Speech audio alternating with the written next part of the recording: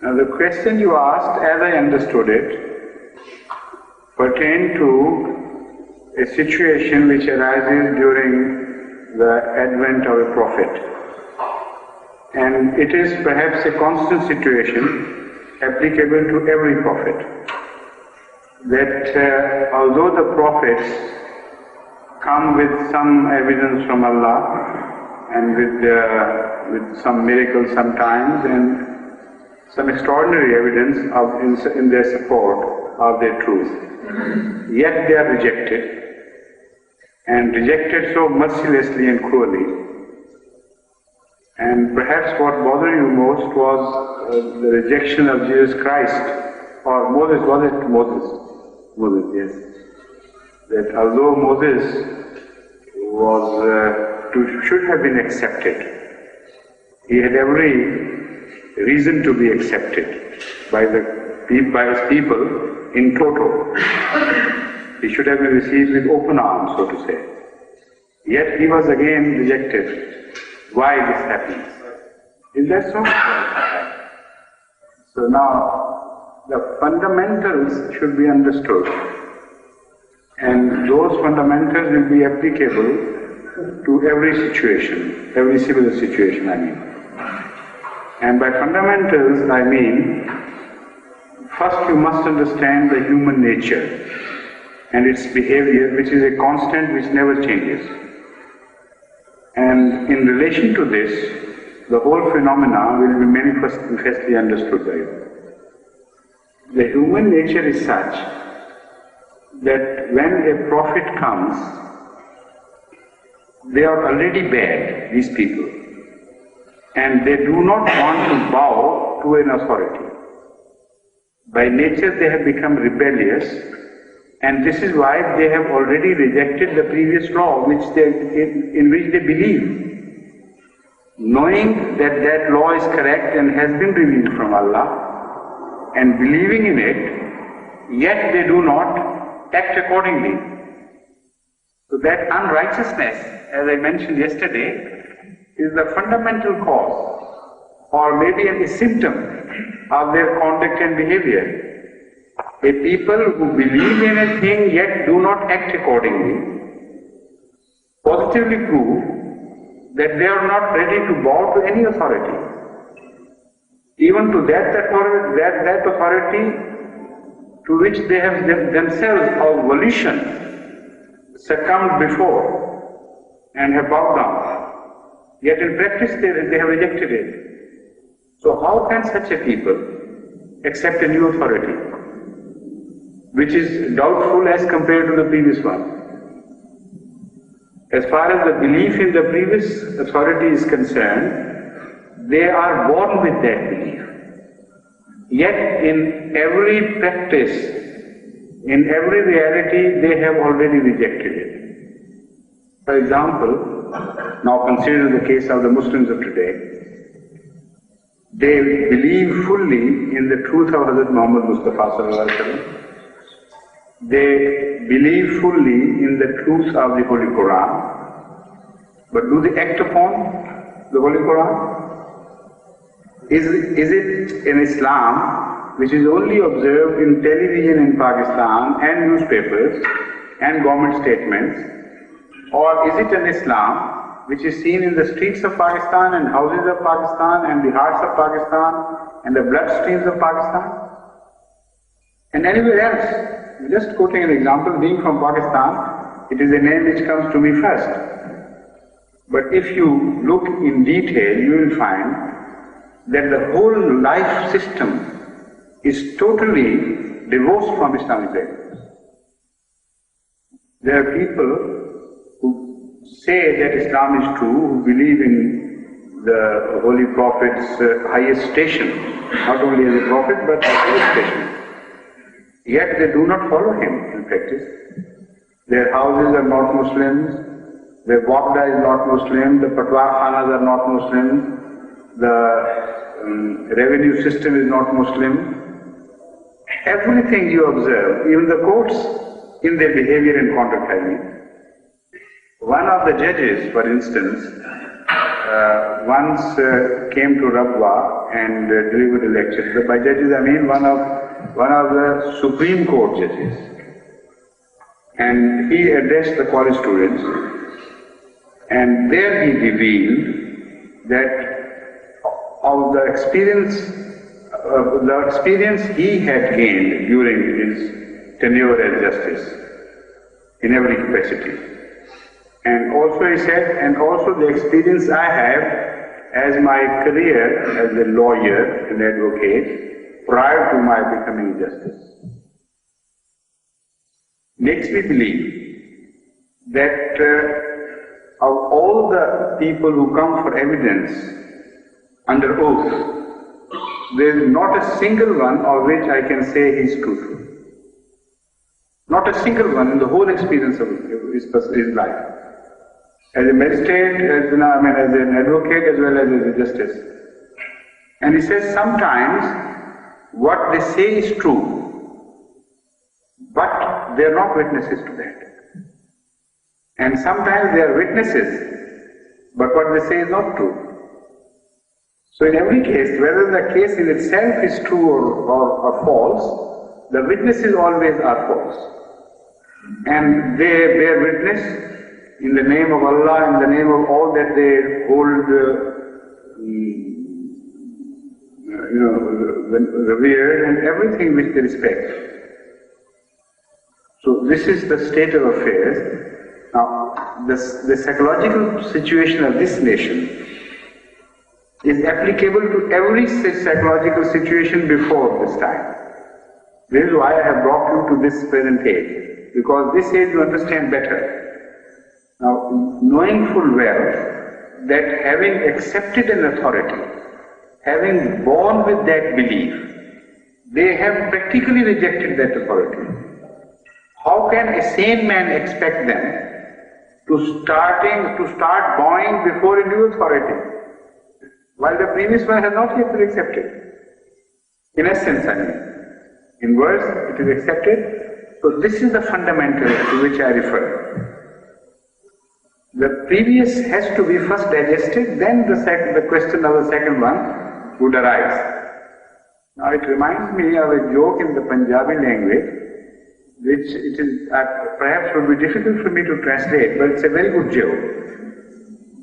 And it is applicable to this situation. So to relax the atmosphere, let me try to translate it into English as best as I can. In Punjabi, we have a custom. In Punjab, we have a custom that if villagers, the men from some villages, visit their sisters who are married to some other relatives or somewhere in some other village, and they pay a visit to their sister, they take a sort of sweet along with them, which is called pinni. Made of so many various things, some sweet thing. Let's leave it at that. Pinni is a rounded laddu shape, about the size of an apple, let's say. So this is a common custom. They take the pinnis along. Otherwise, the sisters take a strong exception to their visit. Now, there was a Marasi who was a hunchback, slightly bowed the head. And his sister was suffering from goiter, quite large glands on both sides of the neck. Now this picture has to be kept in mind before you can understand the joke which comes. The Marasi was a hunchback and the sister was suffering from goiter. Now this hunchback went to his sister without pinnies, and the sort of makeshift arrangement for carrying things in the Punjab is called a guttery. They don't have suitcases and these modern devices. They just put things together on a sheet and wind round and some sort of arrangement. I don't know how they wrap it, but there is a special way of doing it. So that is called, the final package is called agatri. So the sister observed when he knocked at the door, and she opened it, she observed that there was no agatri with him. So the sister jokingly referred to the hunchback's bag and said, "Dear brother, the agatri you are carrying on your back, please hand it over to me. You must be tired after all this traveling." So she knew he hadn't got anything, so it was a joke on his being a hunchback. He said, "The agatri you are carrying on your back, please hand it over to me." So he was also a Marasi, of course. So he retorted immediately, "Swallow the first ones before." Indicating to the biker, you have not swallowed, the pin is already in your throat, visible, and you are asking for more. So this is the state of affairs of such people, who have not swallowed the pennies they already have in their throats. So how could they ask for more? They have no right, and they are not going to accept anything. So this is the fundamental psychological situation which prevails when a prophet comes. So they reject him, and reject him cruelly. They say that, in effect they say that one is enough and we have already thrown the yoke of that one. Who are you to come and dictate terms to us? And this is exactly what the Holy Quran has related in reference to the people who rejected previous prophets. It says, you want to come and dictate terms to us as to how we deal with our own properties, with our own income, and with our own behavior. You become the masters of our behavior, our income and everything. So go to wherever you please, but we are not going to accept you. But Allah, when He decides that a people must accept, ultimately wins, because no one can fight with Allah. So after so much rejection, after so much hullabaloo, after so much persecution and torture of the innocent, ultimately they break down. And when they break down ultimately and accept that prophet, another phenomena begins. Who is it? Please don't ask. Tell him to please keep quiet, whoever it is. So the second phase begins, and that again is a fundamental of the same nature, but will not be recognizable to you unless I explain it. Once they accept the prophet, they begin to raise his status in reaction. Now let's call it something else, not direct reaction, but once they have ultimately bowed down, let's say, they begin to love him so much that previously they were extremists in hate, now they become extremists in love. And they go on raising his station beyond what Allah had appointed. Previously their attitude was that you are subhuman. You are not worthy of being called a human being. Now they tell him that you are superhuman. You are not one of us. You are far above us. And they go on doing the same thing to him. So both the first attitude and the second attitude are incorrect. But when you further examine it, you will come to find out that the effect is the same. The sum total of this behavior comes out to be exactly the same. Why? Because in the first place, when they rejected him, they said, you are subhuman, so you are below us, how can we accept you? Having once accepted it, their inner self told them that you are still big men. You never bow to a man, a fellow being. You bow to something superior, who was made like this. So their ana, their ego, remains intact. They are as headstrong as they previously were. Now this phenomenon begins not immediately after the acceptance of a prophet. This is why I said perhaps it is wrong to say that it was a reaction. It's not a reaction. Those people who accept the prophet, they in their lifetime do not show this reaction. Even those who come as the next generation and those who follow as the third, their behavior is generally right. But when people tend to become wrong, and when again they begin to deviate from the teachings and throw the yoke of the teachings away, then this phenomena begins. So fundamentally, the phenomena has the same root of denial, and it will develop into a denial. I'll tell how. Let me first make it further clear for those who are not following me, because it's a different turn I have taken now. In the second instance, those who have ultimately accepted the Prophet accept him as he is, without distortion. And it is they who have truly submitted to the will of Allah. So their acts are in accordance with their beliefs. But in the second or third, or after the second or third generation maybe, or a bit further away, it is not a razor sharp edge that you can draw between. Some people begin to go astray before, some later on, but generally speaking, people as such, in majority, become distorted later on in their approach and behavior. So whenever they do, the reason again is their lack of practice of what they preach. Their lack of there being a parallax between their claims and their actions. They believe in something and do a different thing altogether.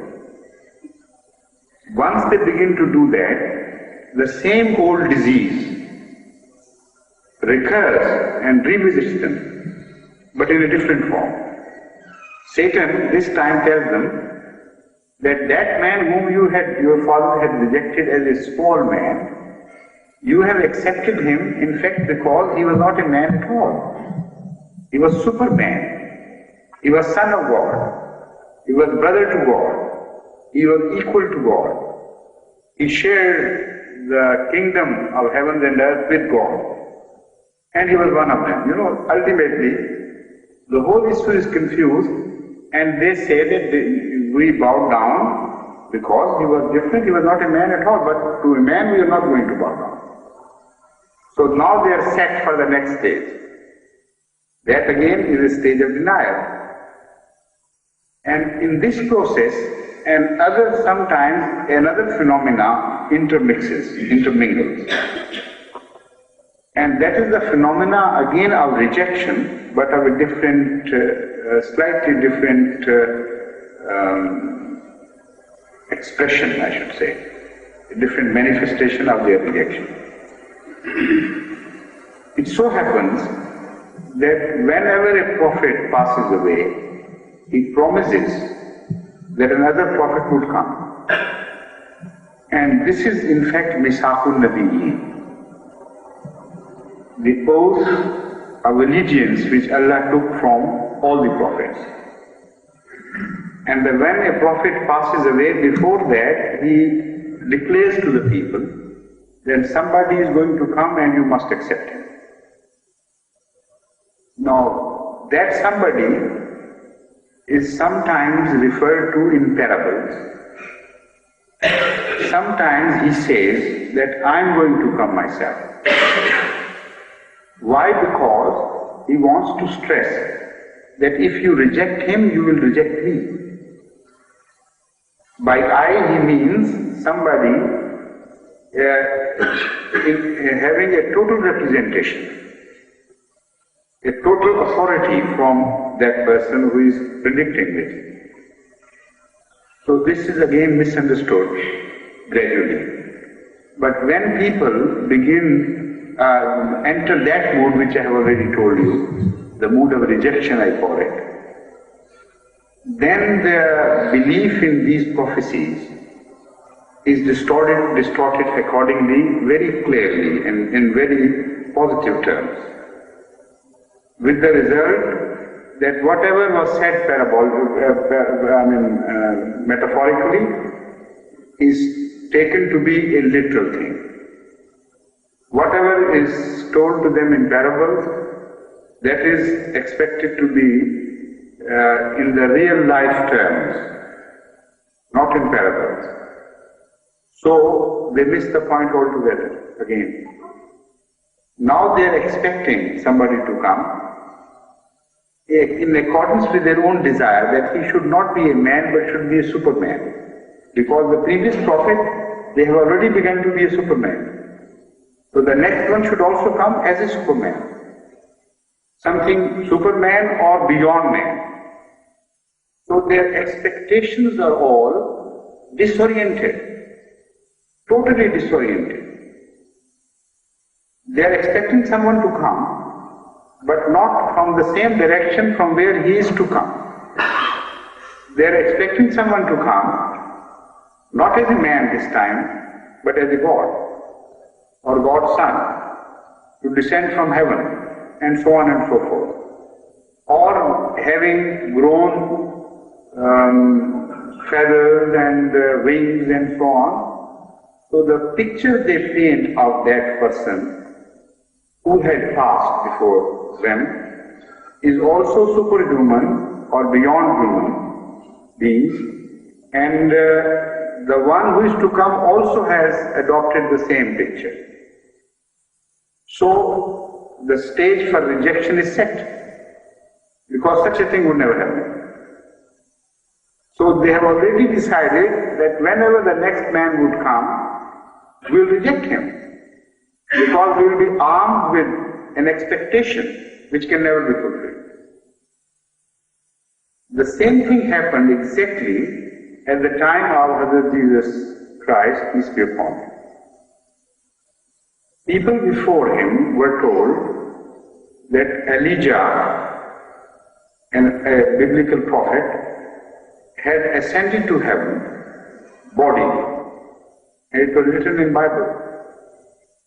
Having ascended to heaven, he was waiting there. In fact, it is also said that he was sitting on a chariot when, chariot and all, he was ascended to heaven. He was taken up to heaven. So he would descend, it was said, on the same chariot on which he disappeared, and would come to the earth once again, and he would come and declare that the time of Messiah is close by. He is about to come. So prepare yourself, open the doors of your hearts to accept him. This would be his call to the people for the preparation of coming of Messiah. So they were expecting him to come, descend, but they misunderstood the whole episode. They forgot that previously the same type of language had been used by prophets earlier to him.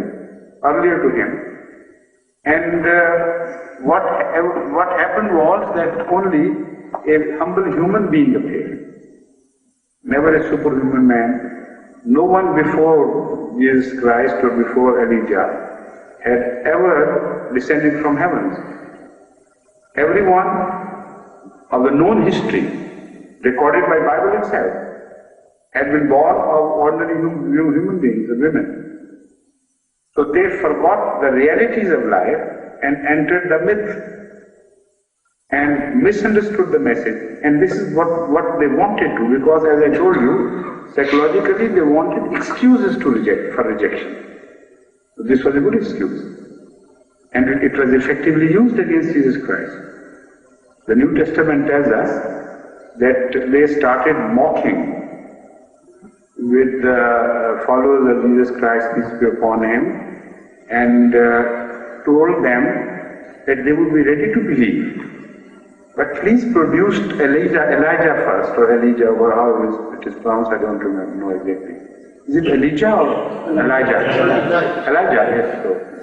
So Elijah has to come to produce Elijah.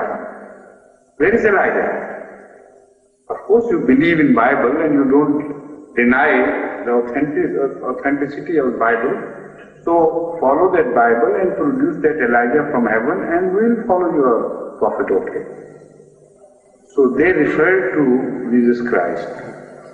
Now they told Jesus Christ of all this joke, etc. and wanted an explanation. So Jesus Christ, according to the biblical version, referred to John the Baptist. And referring to him, he said, he is the Elijah who was to descend from heaven. Believe it or not. I mean, these are not exact words of the Bible, but this is the essence of the words of the Bible, and this is exactly what is told by Jesus Christ to his disciples. But I have understood what they joke about, but my answer is that Elijah they are expecting has come in the form of John the Baptist. And they have heard him saying that the days of the kingdom of heaven and the coming of Messiah are nearby. Prepare yourself. So he is the same person. So when the Jews, their ulama and their rabbis and the big people heard this reply, what would have been their reaction? They would have turned their backs in mockery and derision and even laughed louder. They would say, what a stupid answer, according to them. Somebody we are expecting from heaven to descend bodily, whose name is different, whose parents' names are different, and an entirely different personality which is born of this earth, our ordinary woman, he is being told, he is being claimed to be the same person who has descended to heaven long, long ago. But as I told you earlier, last night, the situations did repeat. And this situation, because it was applicable to the first Messiah, it had to be applicable to the second Messiah. And this is exactly what we find ourselves. We find ourselves in the same position as the disciples and the followers of Hazrat Jesus Christ, peace be upon him, found themselves 1900 and some years, about 2000 years before. Now, if you read the non-Ahmadiyya literature, you will be surprised at the similarities of the attacks.